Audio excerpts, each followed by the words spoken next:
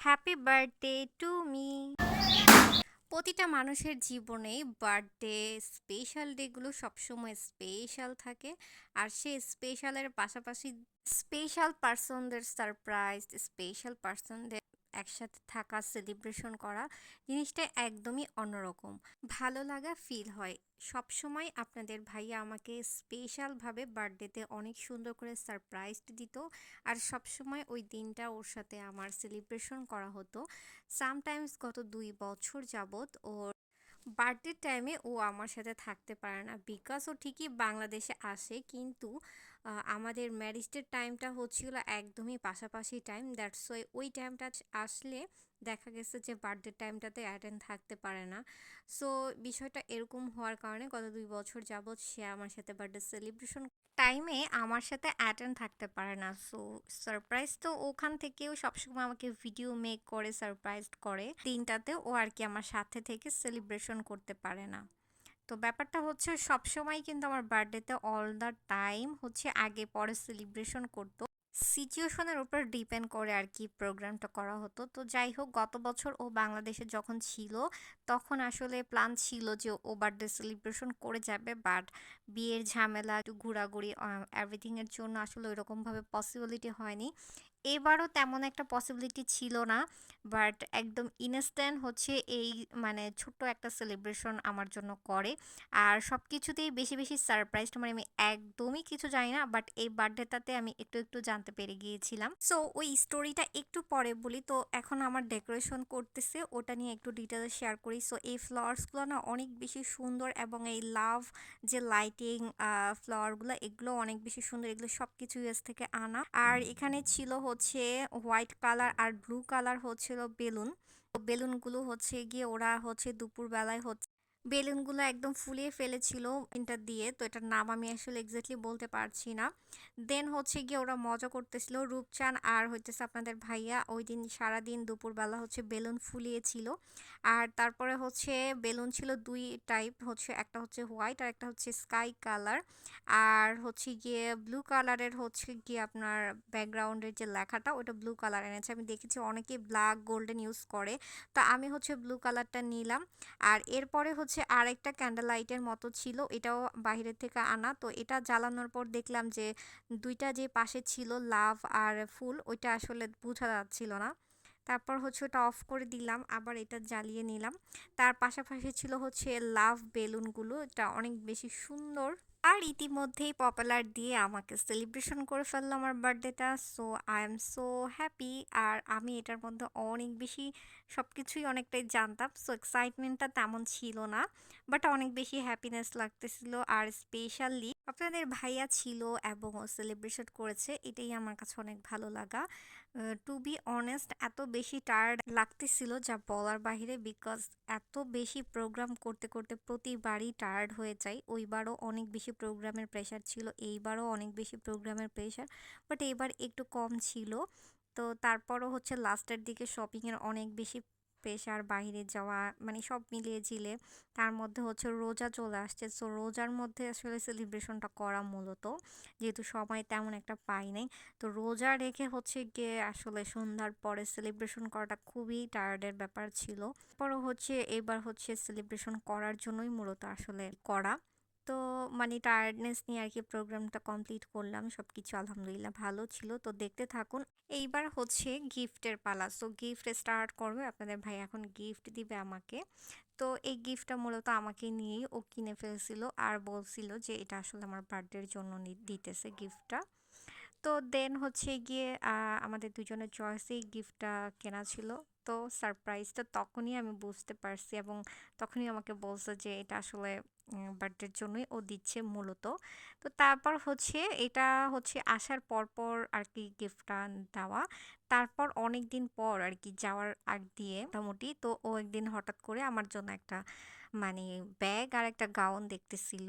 তো তখন আমি এই গাউনটা দেখেই বুঝে ফেলছি যে বার্থডের জন্যই মূলত ও চুজ করতেছে, এবং ও তখনই আমাকে বলেও দিছে যে তো এটা আসলে বার্থডের জন্যই নিতে চাচ্ছি, তোমার কাছে কেমন লাগে। তো দ্যাটস ওয়াই আমি আসলে এই কারণেই বুঝতে পারছি, তখনই দুজনে মিলেই সবকিছু অ্যারেঞ্জ করি। আর খুবই শর্ট টাইমের মধ্যে যা বলে বোঝাতে পারবো না। গাউনটা কিনে ফেলছি, তো গাউনের ডিটেলসটা একটু পরে তোমাদের সাথে শেয়ার করছি। তো গাউনটা কিনলাম, তারপর হচ্ছে কেকটাও দুজনের পছন্দে অর্ডার করলাম। তো রিংটাও ছিল দুজনের পছন্দে। সব কিছু কেনাকাটা করে আমাদের প্ল্যানই ছিল হচ্ছে রোজার মধ্যে আমরা তেমন একটা বার হব না। তো রোজার মধ্যে আসলে সেলিব্রেশনটা করব, এটাই প্ল্যান ছিল। বিকজ প্রতিটা দিনই আমরা কোনো না কোথাও বের হয়েছি। তো দেখা যাচ্ছে রোজার মধ্যে বের হওয়ার তেমন প্ল্যান নেই, বাট রোজার মধ্যেও তারপরও বার হওয়া হয়েছে। তো এই তো এভাবেই আসলে বার্থডেটা শর্ট করে হুট করে অ্যারেঞ্জমেন্ট করা। অ্যান্ড দেন ওটার সাথেই আমরা হচ্ছে আউটফিটের সাথে ম্যাচ করে হচ্ছে বেলুনগুলো ম্যাচ করে এনেছি স্কাই কালার আর হচ্ছে হোয়াইট কালার। যেহেতু আমার গাউনটা হোয়াইট কালার থাকবে, ওটার সাথে কিছু রেখেছি। ইভেন কেকটাও আমরা হচ্ছে ম্যাচিং করে হচ্ছে অর্ডার করেছিলাম, যে হোয়াইট আর ব্লুর মধ্যে যেন লেখাটা থাকে, তাহলে একটু কালারফুল লাগবে। তো সব কিছুই হচ্ছে আমার আউটফিটের সাথে একটু ম্যাচ করে রাখার চেষ্টা করেছিলাম। সো আর এই যে এই ক্যান্ডেল লাইটগুলো ও সবগুলো বাইরে থেকে এনেছে, অনেক বেশি সুন্দর এই ক্যান্ডেল লাইটটা। অনেক যে কোনো অন্ধকারে বা যে কোনো প্রোগ্রামে এগুলো ডেকোরেশন করলে খুবই সুন্দর লাগে, আমার কাছে অনেক বেশি ভালো লাগে। তারপর হচ্ছে এই যে আমার গাউনটা তোমরা দেখতেই পারতেছো। সো গাউনটার একদমই কাছ থেকে আমি ক্লিপস নিয়ে দেখানো ট্রাই করতেছি যে আসলে কেমন প্যাটার্নটার এই গাউনটা অনেক বেশি সুন্দর। আমি আসলে যেই টাইপের গাউন চেয়েছিলাম ইনস্ট্যান্ট, ওই টাইপের গাউন পাওয়াটাই আমার জন্য খুবই অসম্ভব হয়েছিল। বাট তারপরও আমি একটু ভালো মতো দেখার পরেই আমি আসলে পেয়ে গিয়েছিলাম। সো ভালো লাগলো। তো এটার মধ্যে অনেকগুলো কালার ছিল। এটা কিন্তু অল ওভার কাজ। অনেক গাউনে আমি দেখেছি শুধু বডির মধ্যে কাজ, নিচে তেমন কোনো কাজ থাকে না। তো এটা আমার আসলে পছন্দ না, আমার একটু থাকবে যে একটু কাজটা বেশি থাকবে, মানে তো এটার মধ্যে আমি একটু বেশি পেয়েছি। তো আমি আরও ডিটেলে তোমাদের সাথে লাস্টের ভিডিওতে শেয়ার করছি। তো এর মধ্যে হচ্ছে মোম জ্বালিয়ে একটু শর্ট ক্লিপস নিয়ে নিলাম, বিকজ কেক আমি আসলে ওই দিন আর কাটতেই পারি নাই শ্যুট করতে করতে। তো তারপর একটু সুন্দর করে হচ্ছে ক্যান্ডেল লাইট দিয়ে আপনাদের ভাইয়া একটু ক্লিপস নিল, তারপর হচ্ছে আমি একটু দাঁড়িয়ে দাঁড়িয়ে কিছু শ্যুট নিলাম। তারপর আর ভালোও লাগতেছিল না, কেন যেন অনেক বেশি টায়ার্ড লাগতেছিল। তারপর হচ্ছে গিয়ে আরেকটা ছিল যেটা আমার এই বেলুনগুলার মানে মধ্যে পপুলারগুলো আটকিয়ে ছিল। তো আমি যখন বেলুনগুলো একদম করতেছিলাম তখন পপুলারগুলো খুব সুন্দরভাবে পড়তেছিল, আমার কাছে কিন্তু এটা অনেক বেশি ভালো লাগলো। আর এই পপুলারগুলো যখন কোনো বাসায় বা কোনো জায়গায় করে আল্লাহ বাজে অবস্থাভাবে ছড়িয়ে যায়, এটা আসলে আমরা কয়েকবার প্রোগ্রামে আসলে বাজেভাবে একদম নোংরা একদম ছড়িয়ে যায়, এটা ক্লিন করতে করতে অনেক বেশি মনে হয় যে আরও কোথাও কোথাও পড়ে আছে, এরকম একটা অবস্থা।